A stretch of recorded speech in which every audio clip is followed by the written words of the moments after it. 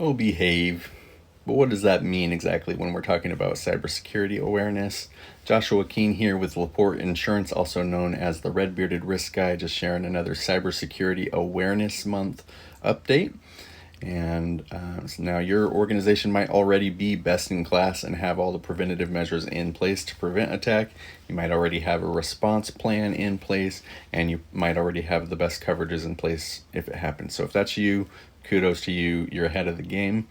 If that's not your business or your organization, you might just need to adopt some new behaviors, which are relatively easy to implement. And so that's kind of what we're focusing on for cybersecurity awareness, is what are those key behaviors. Now, you may have already realized that cybersecurity is a major issue just already in your day-to-day business, in that your contracts are requiring it. You might go to do work for another business, and when you sign the contract, they are requiring you to have a plan in place to prevent attacks. They're requiring you to have insurance to cover the attacks if something happens, and they want you to have a response plan in place.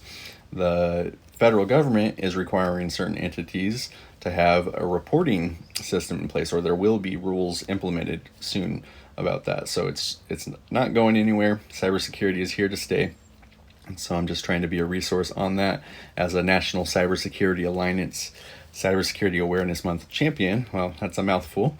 I'm just trying to share the word on the 4 behaviors we're focusing on this year, but I'll just focus on one today. The first one is enable multi-factor authentication, or MFA. So MFA is, real briefly, you've probably used it by now, whether you're logging into your bank or for work or whatever it is. But all it is 2 ways of logging in. So you log in with a username and password, and then they ask for another way of verifying that you are who you say you are. So they say, hey, check for the text we just sent you, or check for the email that we sent you, or you can tell them what you want them to send you. So from there, you'll plug that code in, and it will let you into your system. So that's all it is. 2-factor verification, multi-factor authentication. There's lots of different terms for it. It's all the same theme. So that's what we're focusing on. I've got a link in the comment if you want to really get into that, but most people know what it is by now. And I do strongly recommend that if you're unsure of where you stand in terms of your exposure to cyber risk, that you do a scorecard. I'll show you what one of those looks like. You can reach out to your insurance agent, usually a lot of the time, if they're a good commercial brokerage, and they should have this resource. If they don't, or if you're just not sure they can help you with this, you can always comment below or message me. Or if you just have any questions in general, whether it's to get an assessment. So if you haven't recently, I recommend you reach out to your agent and have them conduct a cyber risk exposure scorecard like this. It might not be exactly this one, but this will help give you an idea of how you compare to other businesses in your industry. It'll give you a score, and it's real easy. But if you or your IT person needs help with it, they should be able to review it with you.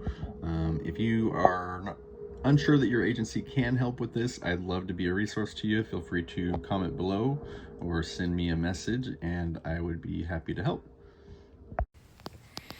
So that's all I have for the cyber updates today. There will be 3 more key behaviors, but if you look at that scorecard, you'll notice it's asking about a few more things than that. But it's really not that intimidating. Again, I'm happy to work through one of those with you or your IT person if you have one in-house, just to make sure your organization is up to date. And if you have any other questions about cybersecurity or multi-factor authentication, feel free to reach out. Again, I just want to be a resource for you and your business as we move into Q4 and focus on protecting our businesses against cyber attacks. Again, it's Joshua Keene at Laporte Insurance, also known as the Red Bearded Risk Guy.